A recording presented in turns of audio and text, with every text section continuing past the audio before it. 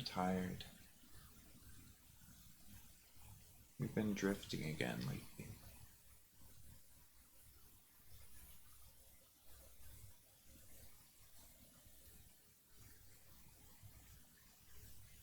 Directionless, somewhat. Sometimes drifting is nice. There are some nice things to drifting, but it's disquieting when you're sort of running out of resources, as is the nature of capitalism.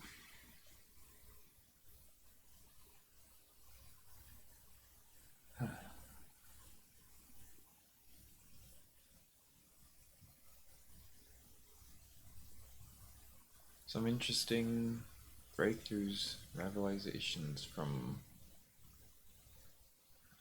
drifting and from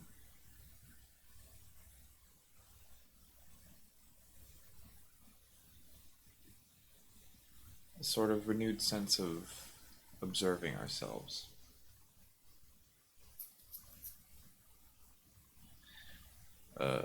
We've been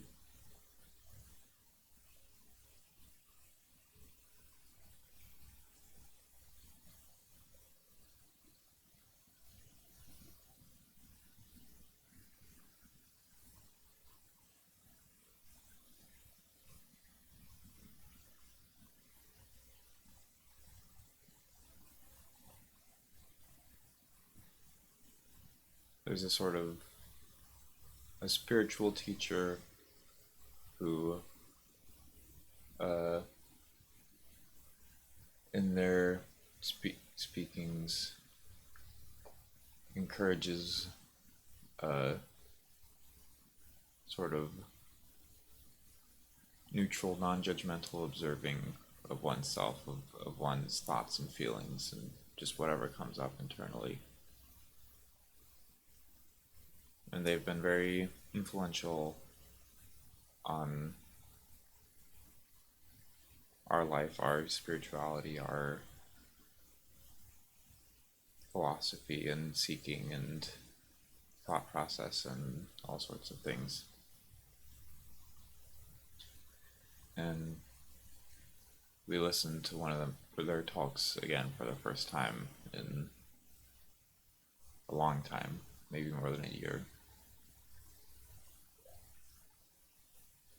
And just brought back that sense of simply observing ourselves without judgment. And that has led to some very interesting breakthroughs that I won't go into here because they're all fairly personal to our system, and I don't know if we could explain them well anyways, but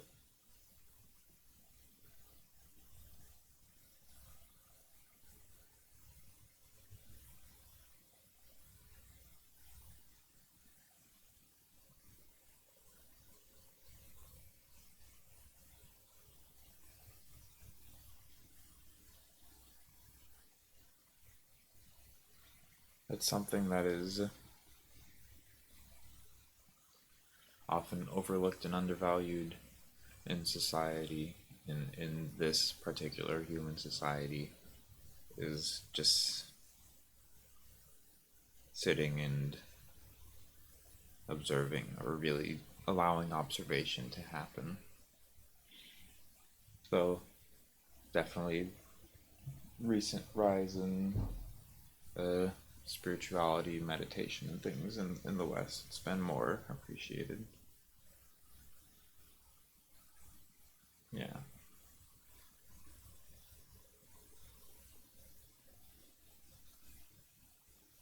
Here comes the rain.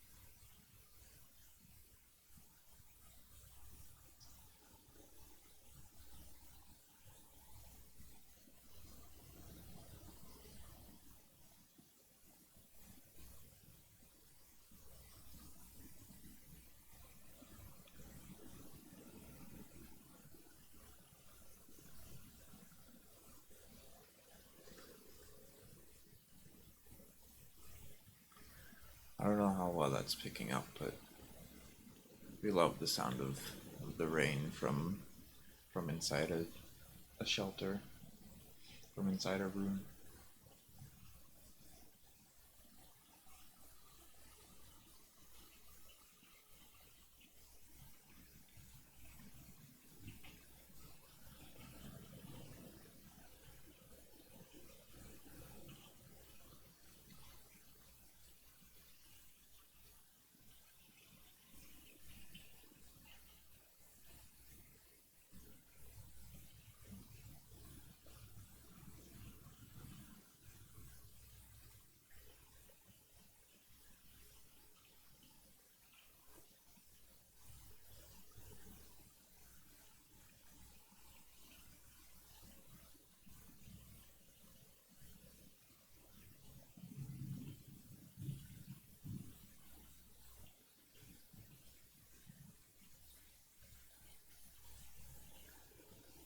In our days where we would more commonly listen to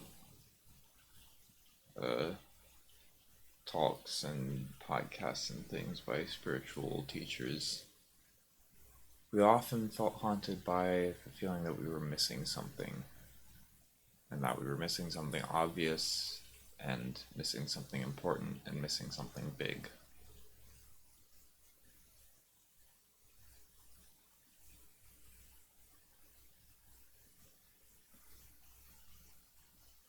Along with listening to that talk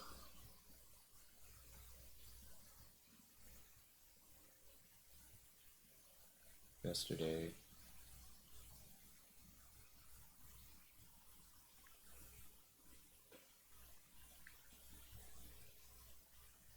that that worry that we might be missing something came back.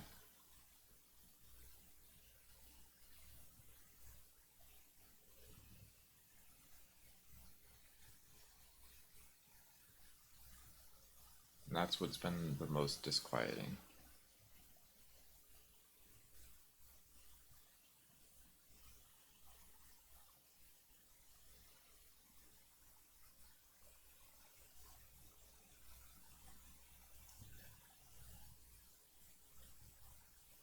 Not that otherwise we think that we're getting everything, that we're not missing anything at all, but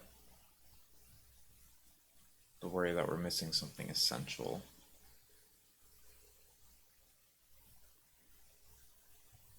When we go forward with the feeling or assumption that we have everything that we need, it feels like there are many things we don't know, but there are also many things that we have learned. Nuggets of wisdom, if you will.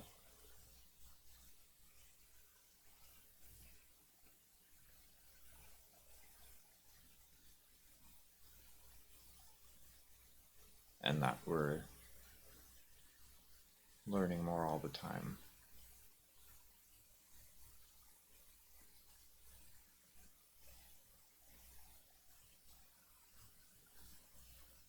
If not in a way that builds up knowledge, in a way that sort of evolves knowledge, that remakes and reshapes knowledge periodically in a way that's more accurate or fleshed out or measured.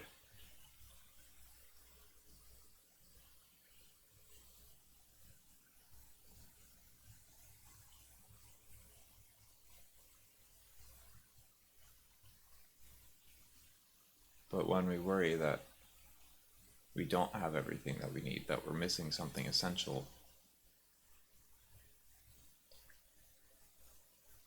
all of a sudden our observations become a kind of Where's Waldo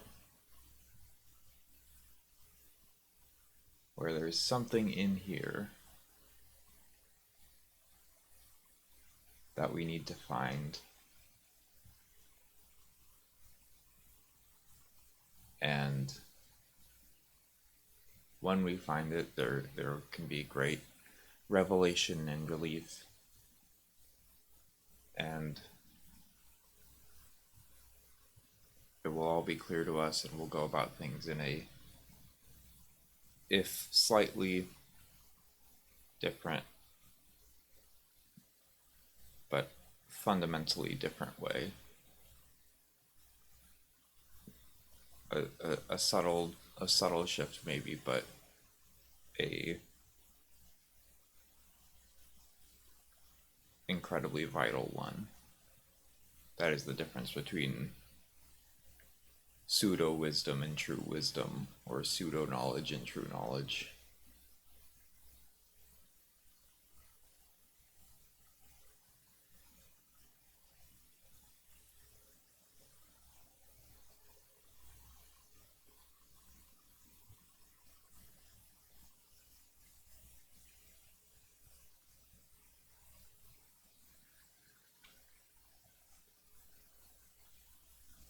And so when we listen to these spiritual teachers talk about spirituality, even the ones who adamantly say, you know, don't take my word for it, don't give my speaking any authority. You can only figure this out for yourself. It's only your knowledge. Don't lean on anyone else's knowledge or word.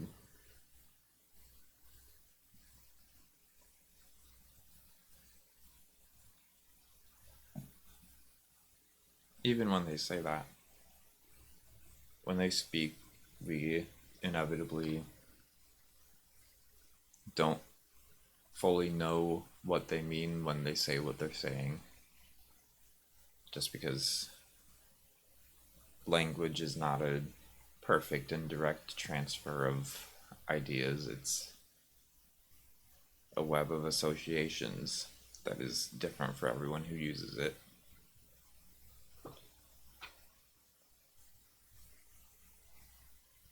And so when we're not sure, we're faced with a couple options, which is one, well,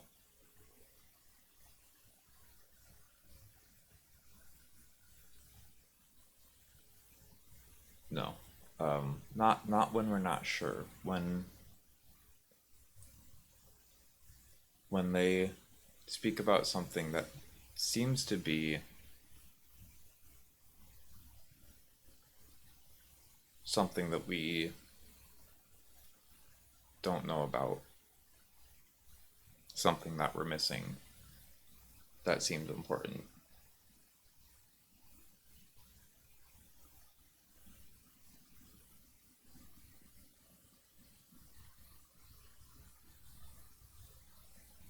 I think this might end up being a long video.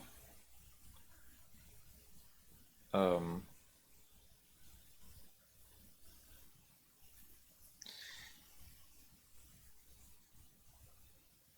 when they mention something that seems to be something we're missing, that seems to be something important,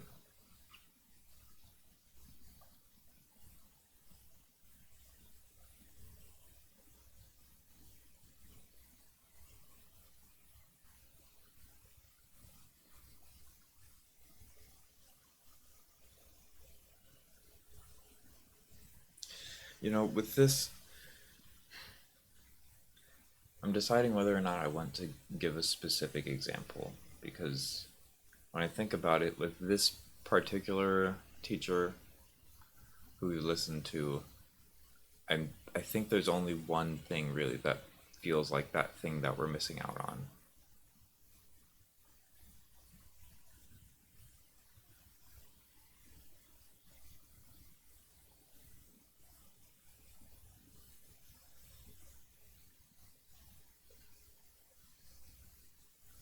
Yeah, no. That changes this discussion entirely. So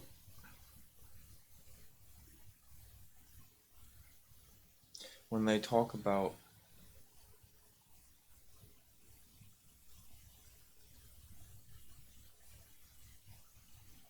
having silence and stillness within the mind that leads to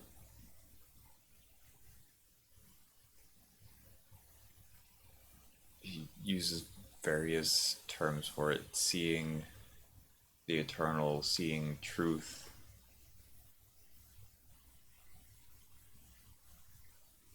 seeing the unnameable, things like that.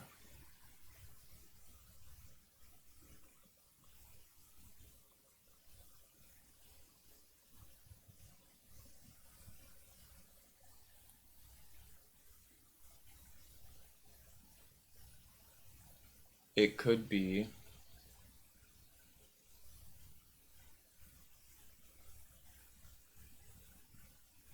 that this is something that we have never seen,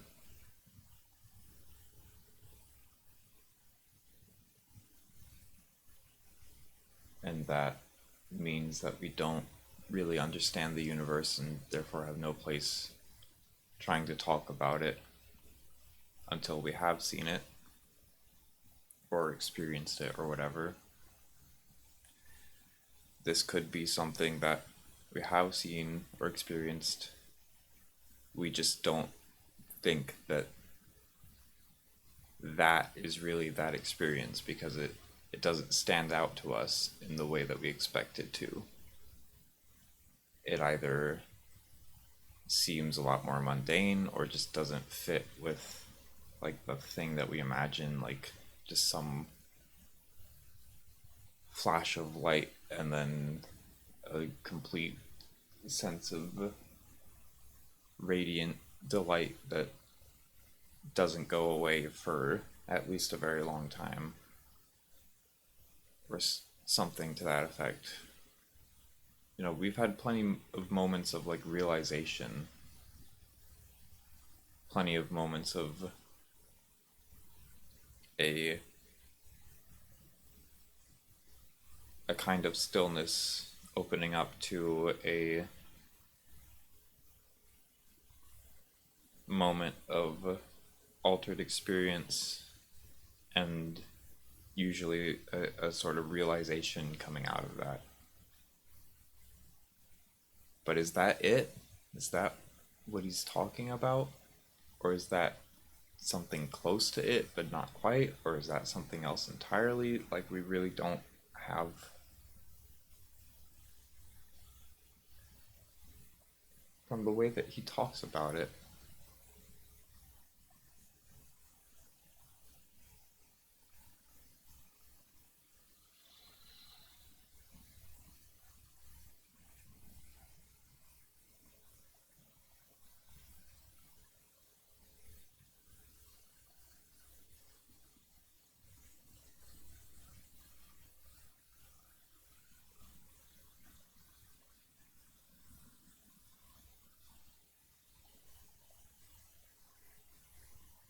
he talks about it using his own sort of homebrewed systematic understanding of the mind and of truth and everything, which is as mystics are wont to do, creating their own structures for meaning. But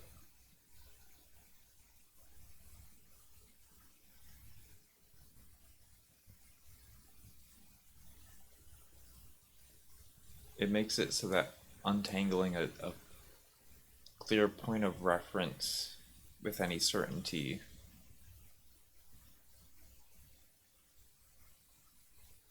for what he means, what he would call that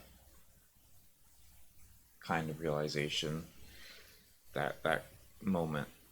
Uh, of silence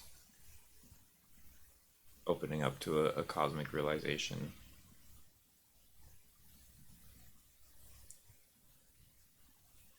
We just aren't sure. We aren't sure if that's a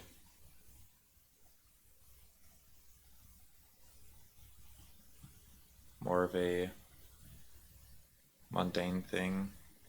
I guess our only hint is that he says like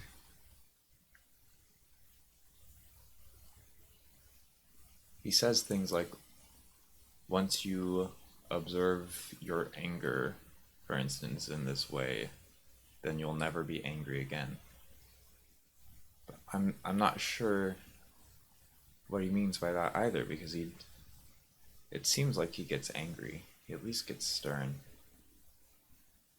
And that leads us to another possibility, which is some degree of full of it, uh, just not either just fully not being honest or doesn't himself have a full understanding of what he's talking about or uh, is is just mistaken in some crucial way himself.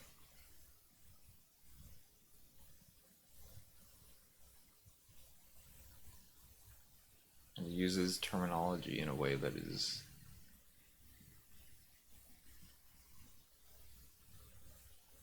very specific to him but hard to track.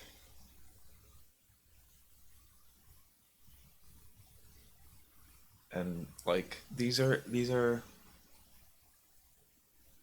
a lot of these pitfalls are things that we've fallen into ourselves when trying to share our own spiritual uh, knowledge and discoveries and things. And they're not all encompassing. Um, it's definitely not like a complete failure of spiritual teaching. We still learned a, an incredible amount from this teacher and from you know every uh, spiritual teacher who we've listened to, even the ones who we don't jive with or think much of. Um, but you know, with this one especially, uh, we have had like genuine, like transformative, uh,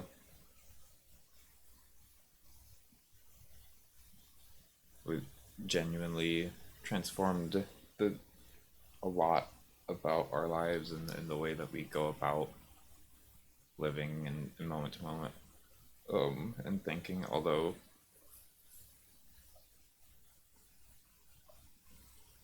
a lot of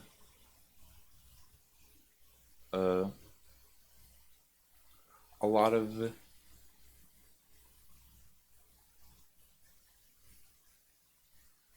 a lot of his teachings didn't like come to a head in us in a fully useful or productive way until we also had the sort of uh, background of like a modern psychological understanding of trauma and more generally the like mechanics of emotions. And honestly, it's it's hard to say if that is this spiritual teacher's teachings coming to a head through that structure, or if it's just the teachings of the structure itself, or I mean, it's both. But and that is though I think that maybe there is still an aspect, but I mean, well, okay, there is an aspect uh, of those spiritual teachings that is not quite um, come forth in a way in uh, modern psychology in the way that trauma has. Um, like I think sort of the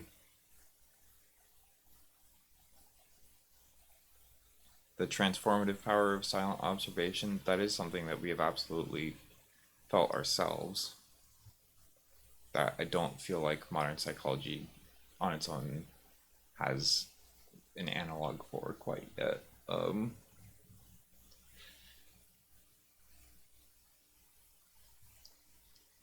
But definitely, like, we had our like spirituality phase where we were listening to a bunch of spiritual teachers, and that had like a lot of valuable revelations, but also a shit ton of frustration and a lot of uh like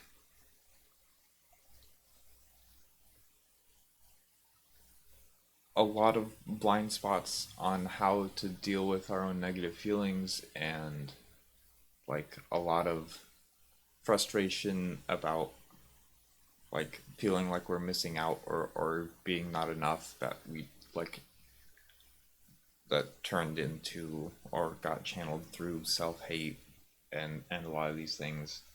And so it ended up being like a very deeply conflicting um and conflicted like influence on our lives, and period in our lives. And then um once we uh started getting into um more the sort of trauma healing side of modern psychology, starting through um learning about emotions, and then uh briefly after that trauma healing, it it was um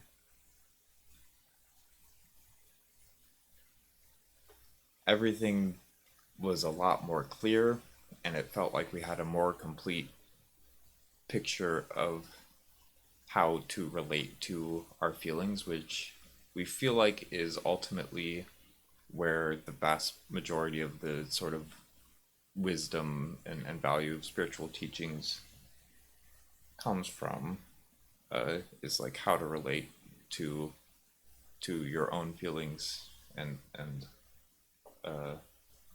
by extension feelings in general, the feelings of others. um,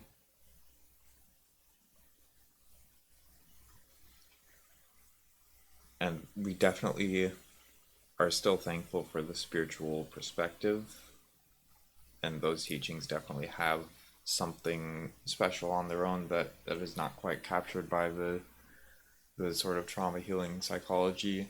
But um, we feel like the trauma healing stuff does, in our experience, did way better at both clearly communicating that the like actually important um, concepts and aspects of just what to do, um, like not getting wrapped up in all these like mantras and meditation and stuff like that, which have have their own merit, but are not like the effective thing them in themselves. Like it's a lot of spiritual teachers um tend to treat those practices as like the important thing that you need to do, um and like to the degree of saying like uh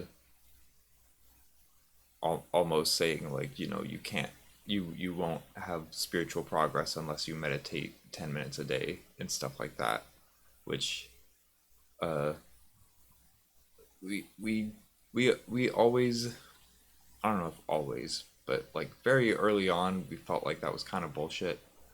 Um, Maybe largely because like we couldn't and didn't meditate consistently because we uh pretty much always struggled with doing anything consistently.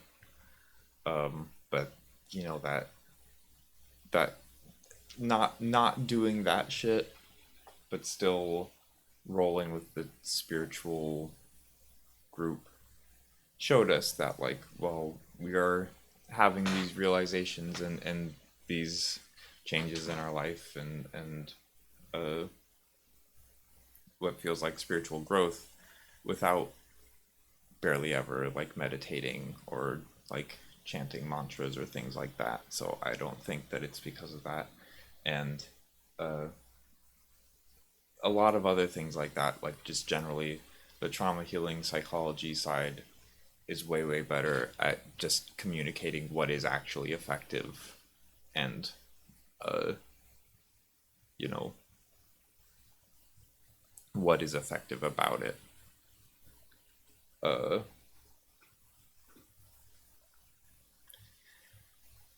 and, much better at communicating like the systems involved and modeling them in a way that is uh, accurate and understandable, and just not falling into these pitfalls of like deifying gurus and uh,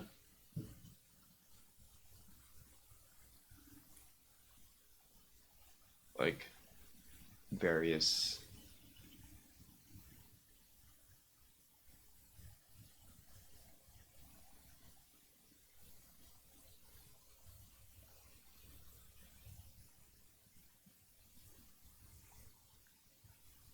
the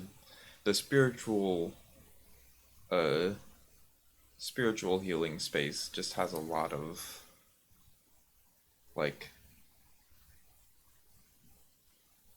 sort of toxic uh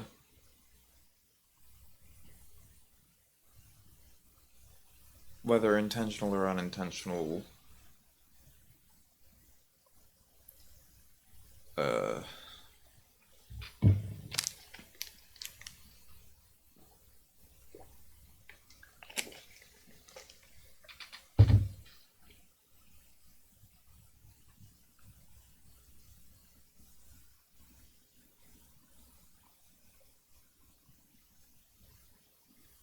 I don't know, stuff, a lot of toxic stuff that is just like stuff that is glommed on to the traditions and things through the years of people either being mistaken or being deliberately exploitative and selling people on things that aren't actually essential and praising and deifying things that aren't actually deific or sacred.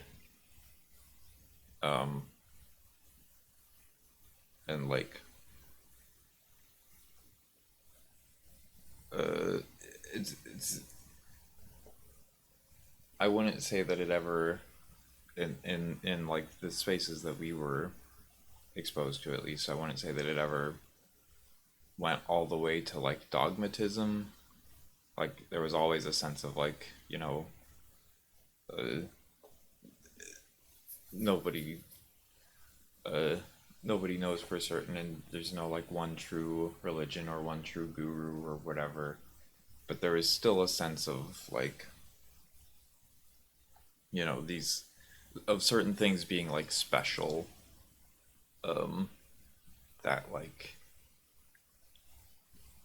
you're you're better off if you devote your sort of your some of your attention or energy to this specific thing just because it's like spiritually special. uh and that's just harmful, that's just damaging way to think about things. Like having something that you like devote your attention and energy to because it's special to you, or just because that's like how you choose to express yourself, or because that is some spiritual practice that you came to yourself for, like, for reasons that you understand and that are true to your heart. That is a beautiful thing. That is a really uh, helpful and truthful and beautiful part of spiritual practice that we do in a lot of ways. But it is something that is, in our experience and estimation, only really helpful if you come upon it yourself, through your own heart, through your own observations and understanding and feelings, and for your own reasons, and not because, you know, Guru who's what's it said that Guru what's it did it is the top guru whose spiritual energy is uh, 20 times effective. So if you pray to him, then you'll get enlightened in 2 years instead of four. Like,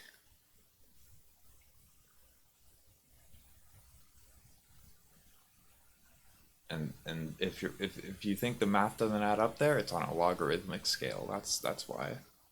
Um,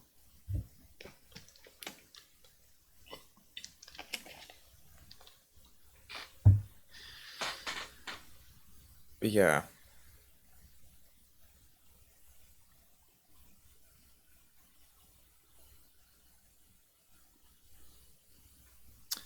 but still,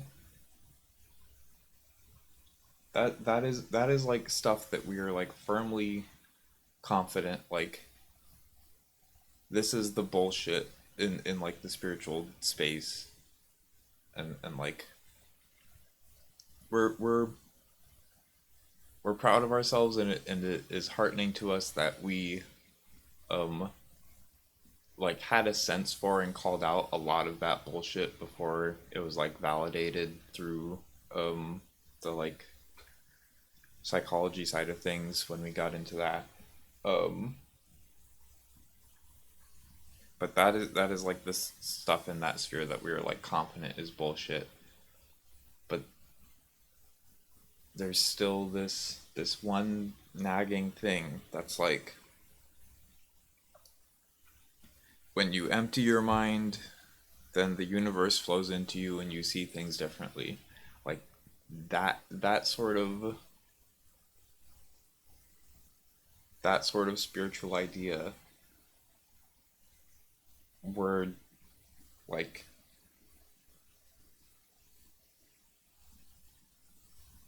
on one level we're not sure if that's bullshit or not.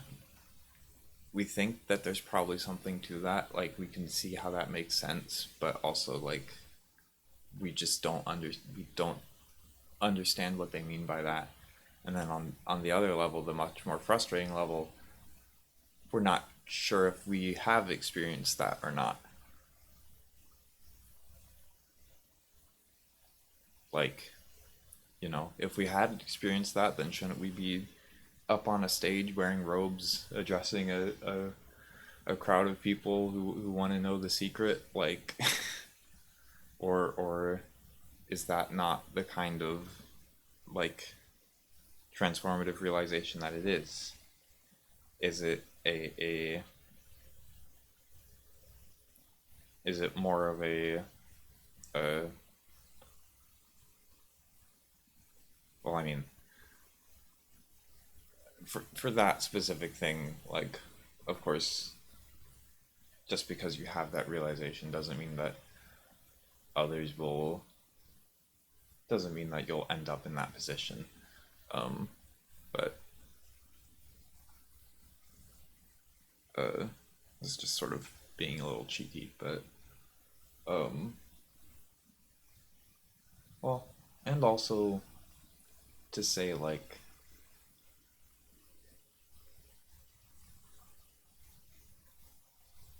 why is that always the way that they go? Or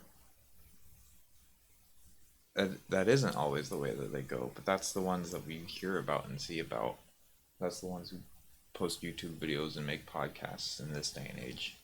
Or, in the past, those are the ones that you like hear on the radio or whatever. But that doesn't mean that that's everyone who has had that sort of realization. And that brings us to the question of is it this like incredibly difficult, incredibly rare, divine, can't miss it, once in a lifetime, uh, you're here and then your life is different forever kind of event, or is it more of a like everyday occurrence? Is it more of a, I mean, we could see it being anywhere from like, you know, we've had a few experiences that feel like a sort of a deep realization. Um, we can see it being anywhere from this incredibly radiant, impossible thing that we've never experienced to uh, this more like a deep realization that comes out of like uh, silence, but not like a uh, inhuman silence, uh, not like a completely soul-rending realization, all the way to like it happens in small ways every time you take in new information. It is just the silence that is necessary in your mind in order to take in new information, and so it's happening in small ways all the time for every for every information processing being. um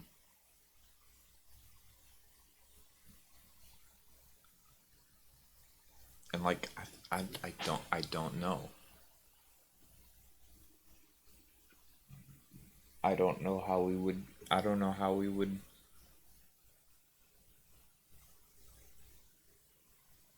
know that for certain. I like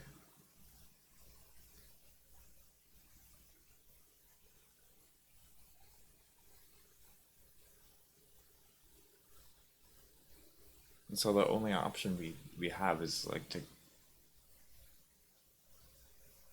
go forward not knowing. But we don't like that because we don't want to.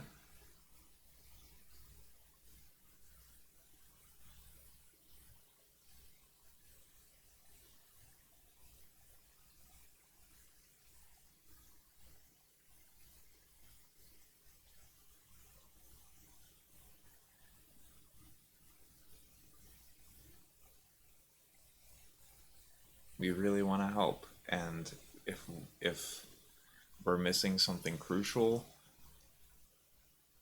on the level of like just the very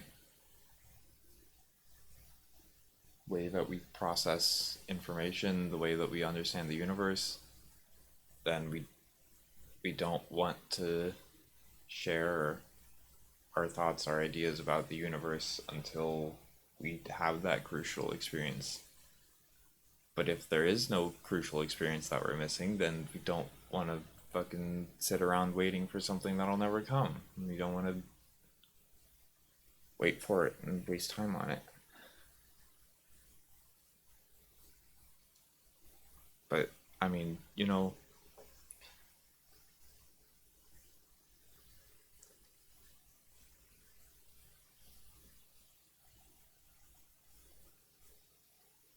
with a considerable amount of certainty in the fundamentals of how knowledge works,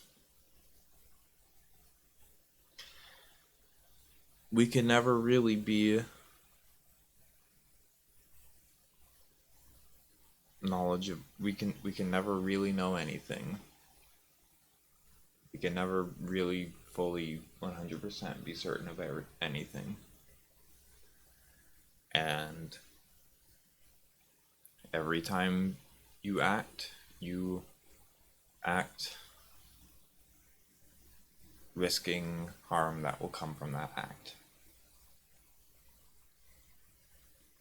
We recently had the thought, um, which I mean, this is something that we believed before, but um, it's something that we hadn't put into. Why do we always do the preamble before we just say the thing? But we recently had the thought that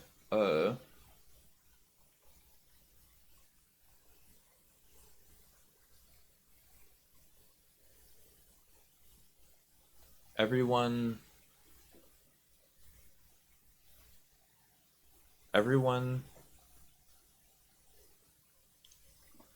every being does what is tries to do what is best for their world. Every being does try to do what is best. They want what's best, but they want what's best for their world. They want what's best for their understanding of their experience, their perception of the world. You know, their perception of all the things that are in their life that they have come into contact with, and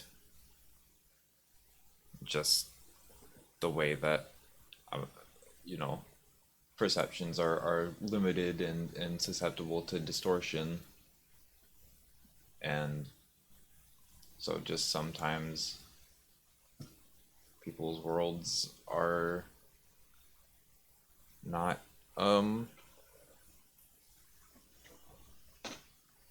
don't include the feelings of others, or include them to a lesser degree or in a distorted way that leads to them intentionally uh, intentionally or unintentionally causing harm,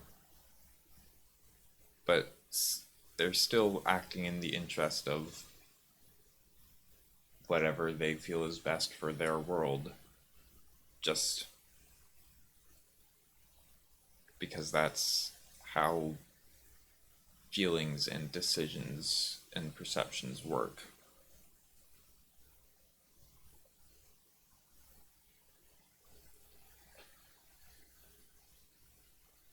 And so we're always going to try to do what's best. We're always going to try to help, and we will always, when we act, run the risk of causing harm.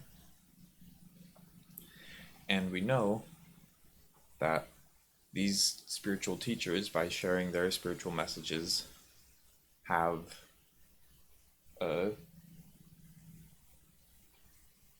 however indirectly caused harm, because we got fucking hurt. We got hurt or hurt ourselves when we felt convinced that for a very long time we felt convinced that we were missing something essential about ourselves.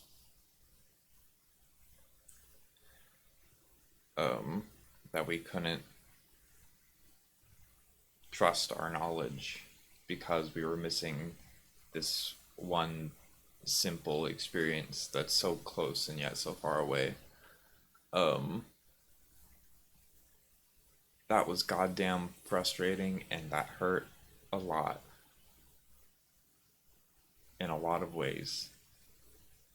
And that wouldn't have happened if we had never heard these spiritual teachers share their messages. So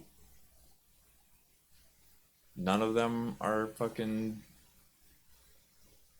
uh deific, all-knowing super saints who've never caused any harm and never said anything that led to a wrong perception.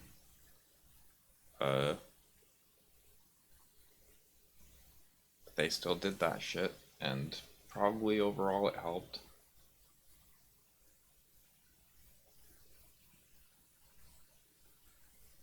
At least for some of them.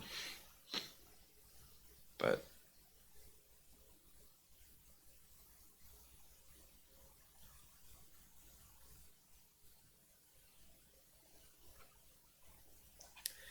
and anyways, we're very in tune with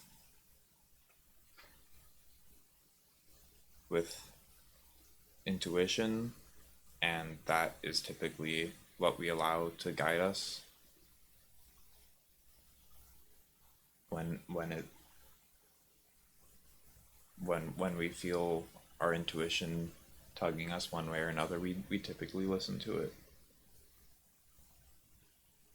And you know,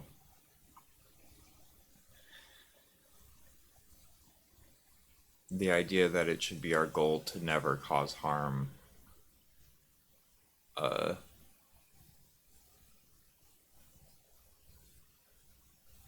at all is, I think, a holdover from a sort of black and white Christian idea of morality, um, mixing with the like personal responsibility of Buddhism. Uh, but you know, we don't want to intentionally cause harm. We don't like being mean or saying things that are inaccurate or things like that. But when you send out an action into the world, uh, its waves ripple on, and its effects chain one after another, and one cause becomes many causes, which each become many causes themselves, and a good many of them are bound to cause some pain and some harm and some heartache somewhere down the line. And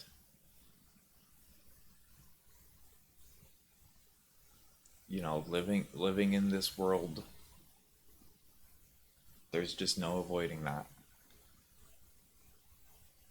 You know, maybe sometime in the far, far future, the universe may look a certain way. Maybe sometime in the far, far past it did, where you could act without the danger of causing pain to others, however indirectly. But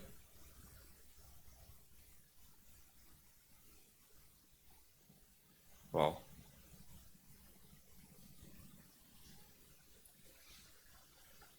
their actions in the far past led to this moment where there is pain and heartache. So, and in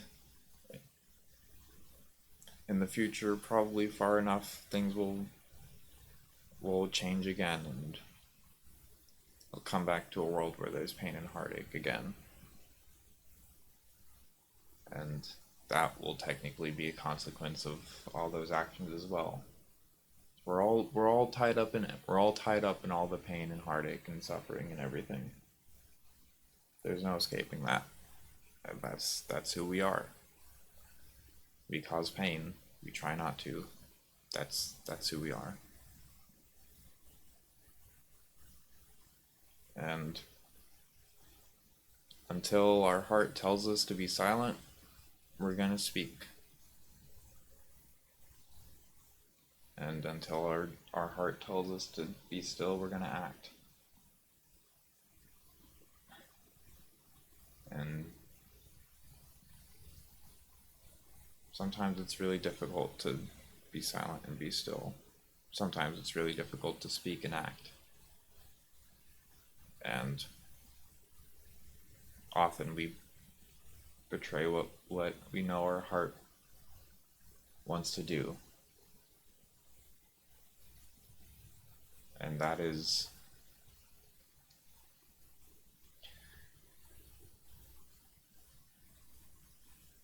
we are working on being strong enough to not do that anymore. And I think that's maybe what trauma healing is.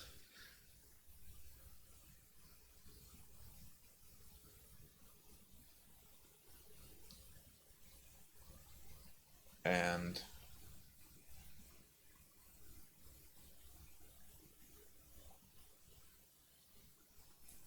we're gonna keep living.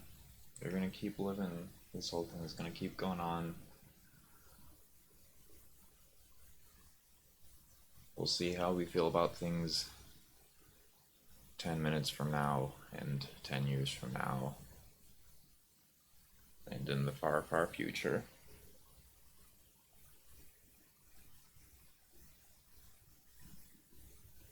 This moment is already gone.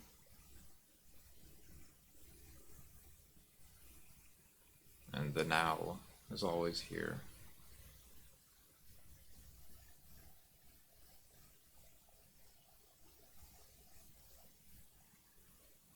But it's always a new now by the time you think about it.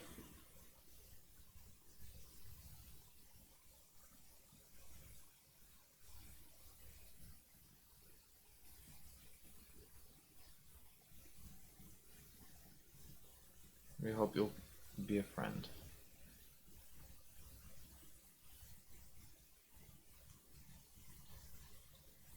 Not to us. We don't know you. Maybe we could get to know you, but to yourself, to those around you, to the universe. Being a friend of the universe is a crazy and wonderful thing.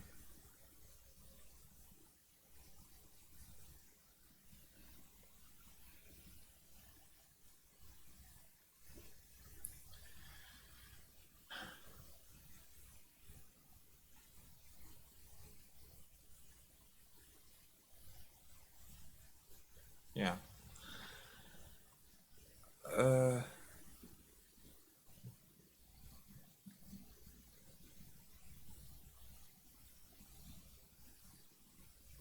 I don't know.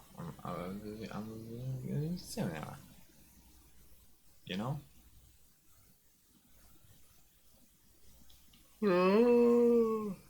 I don't know. I don't know what to do anymore.